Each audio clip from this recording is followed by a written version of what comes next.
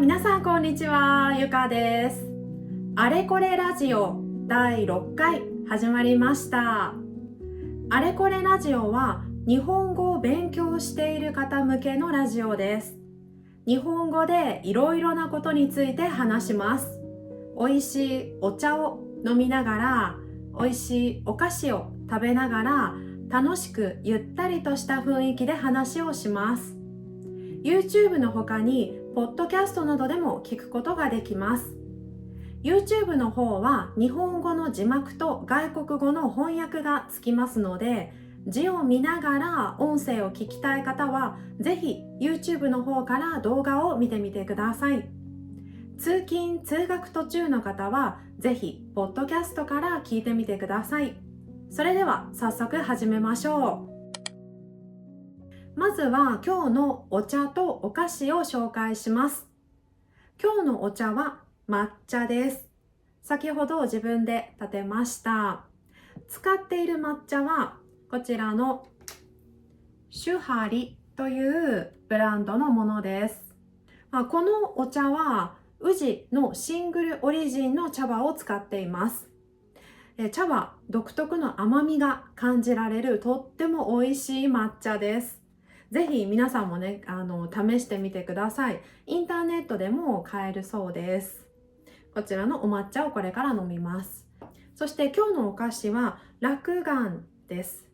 落雁というのは砂糖とか米粉などを混ぜ合わせて作った干菓子です。干菓子というのは乾燥したお菓子です。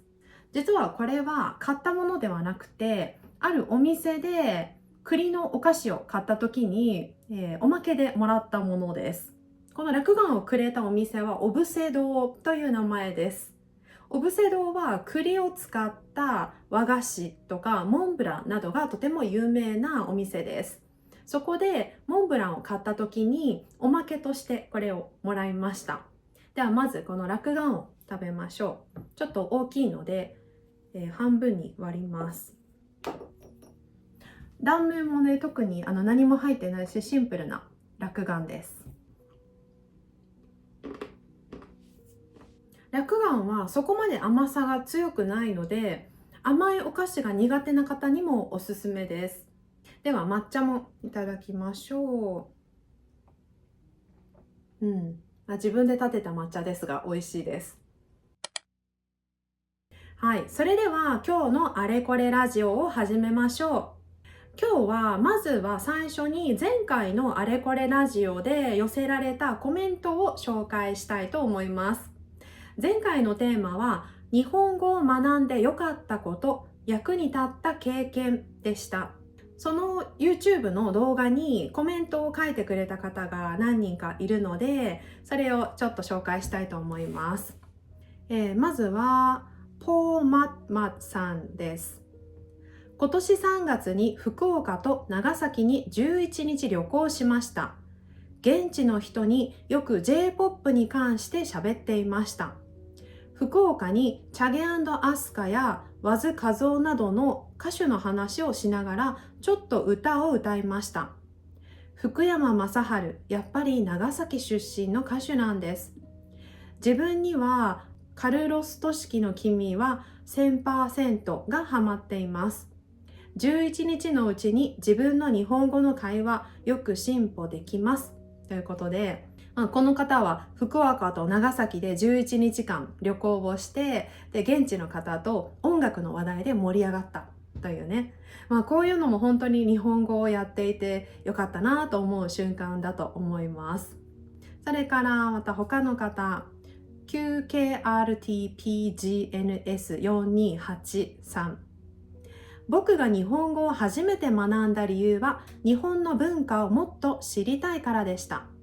もちろん日本語を初めて勉強した時はひらがな、カタカナと簡単な単語だけを学んだし、時間が過ぎて JLPT N3 の試験に合格してから今は JLPT N2 の試験を受けましたが、合格するかどうか分かりません。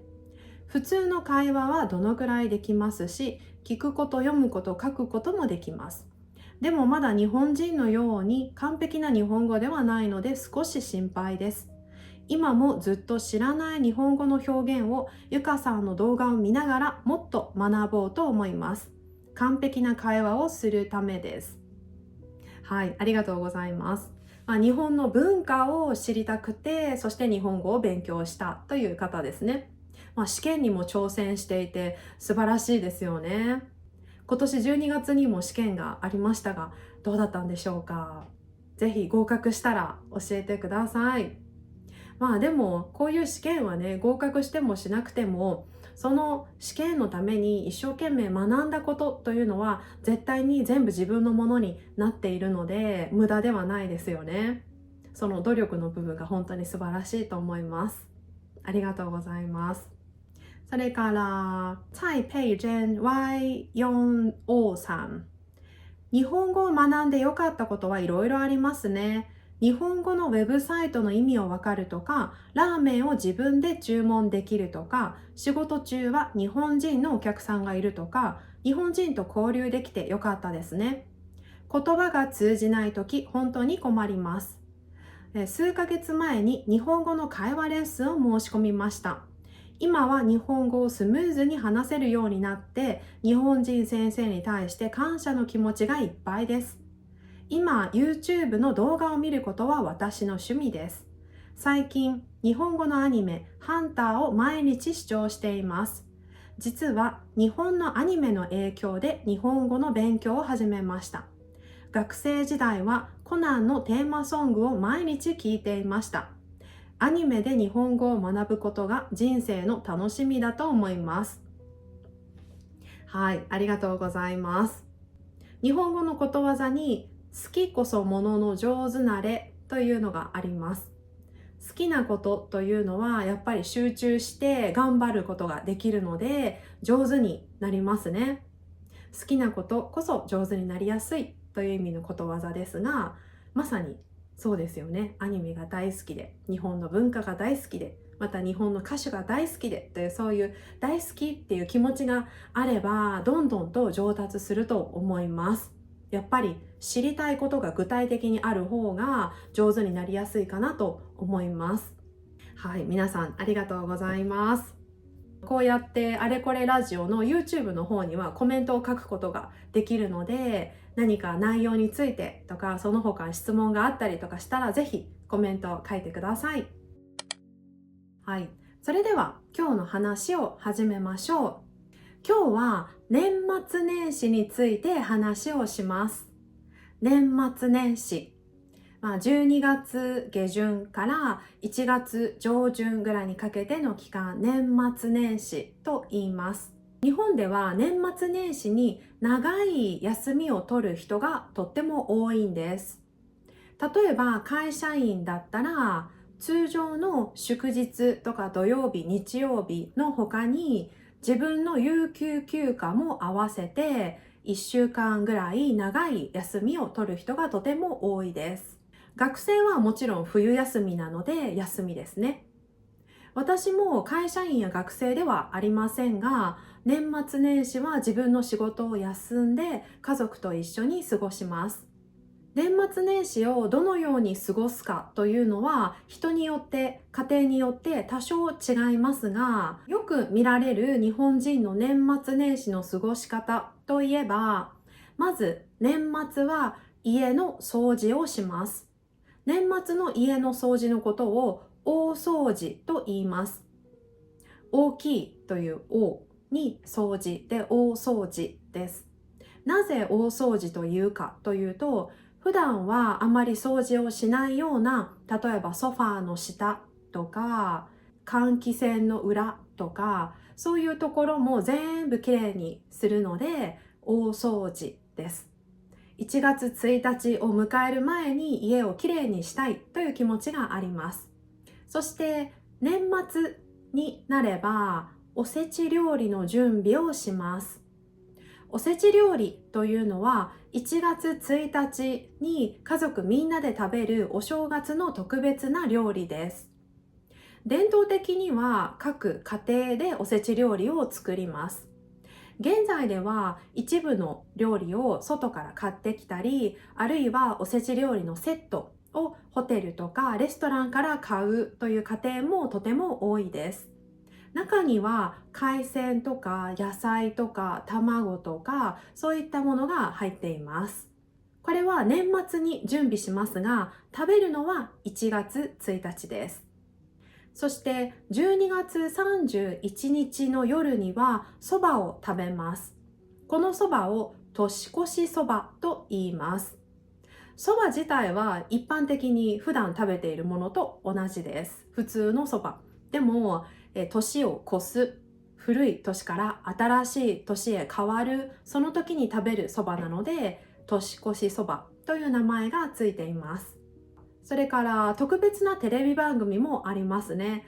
紅白歌合戦という長く続いている番組がありますので、紅白歌合戦を見ながら年越しそばを食べるというのが12月31日、1年の最後の日の定番の過ごし方です。そして1月1日になったら、事前に準備しておいたおせち料理と当日の朝作る雑煮を食べます。雑煮というのは餅が入ったスープです。地域によっていろいろな出汁や材料が使われます。肉とか人参、大根、里芋とかいろいろな材料が使われます。でも共通しているのはスープがあることと餅が入っていることです。この雑煮は当日の朝に作ります。なので温かい状態です。その温かいスープと餅、そして事前に準備したおせち料理を1月1日にみんなで食べます。それから初詣へ行きます。初詣というのは新年に神社でお参りをすることです。多くの人は1月1日から10日ぐらいの期間に行きます。また夜に初詣をする人もいます。日本の神社や寺では夜もいろいろなお酒を振る舞ったりとか焚き火をしたりとか、そのようにして夜初詣に来る人たちを迎える準備をしていることがあります。なので、1月1日に本当になった瞬間に初詣に行くという人もいます。また親戚の中に自分より年下の子供がいる場合はお年玉を渡します。例えば私は姪と甥がいます。なので私はお正月の時にお年玉を準備します。そのお年玉をお正月姪と甥に会った時に渡します。このように日本人は年末年始を過ごします。それからお正月のための飾りもいろいろあります。お正月のための飾りは、例えばこのようなものがあります。これは鏡餅というお正月のための飾りです。今私の家にあるこれはちょっと簡易バージョンの鏡餅です。ちょっと簡単な作りの鏡餅。このようにこの餅は2段になっています。上下に2段重ねてあって、そして、この鏡餅の場合はこの上にね扇が飾ってありますが、他にも上に橙というオレンジのね小さいみかんみたいなものを飾るのもあります。地域によって飾るものは多少違ってきますが、共通しているのはこの2段に重ねられた餅です。これを鏡餅と言います。この鏡餅は年末に準備しておいて、そして1月11日の鏡開きの日にこれを割って食べます。本物の餅なので食べることができます。それから門松やしめ縄を準備するところもあります。門松というのは松の木を玄関の両側に飾ります。それを門松と言います。またしめ縄を飾るところもありますね。しめ縄というのは普段は神社などでよく見られるんですが、藁などを使って編んだ縄の飾るものです。もし興味がある方はね、ぜひしめ縄と検索してみるといろんな形のものが出てくると思います。これも年末に準備をするものですね。新年の飾り物です。このようにね、年末年始はいろいろなものを準備して、そして、年始、新しい1年が始まったら家族や親戚と集まって食事をしてという、そのような過ごし方をします。皆さんは年末年始どのように過ごしますか？ぜひ年末年始の習慣をこのコメントのところで教えてください。きっと地域によって面白い習慣があるんじゃないかなと思います。ぜひ皆さんにシェアしてください。はい、それでは今日のあれこれラジオはここまでで終わります。皆さんご視聴ありがとうございました。それではまた次の回でお会いしましょう。バイバーイ。